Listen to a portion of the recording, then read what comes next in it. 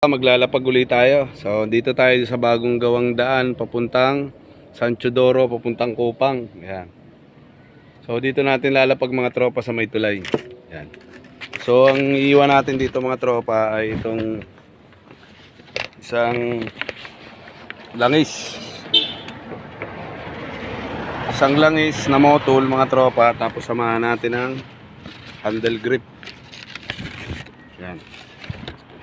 So pauna lang kayo mga tropa, paunahan na lang. Isang smoke na handle grip at saka scooter na motul. So lagay ko na rito sa lagayan mga tropa para nakabag siya.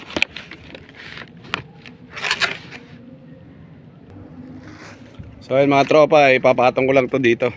Yan. Sa ibabaw lang yan. Yan. Dito sa may tulay ng San Teodoro. Yan. So paunahan na lang tayo dito mga tropa.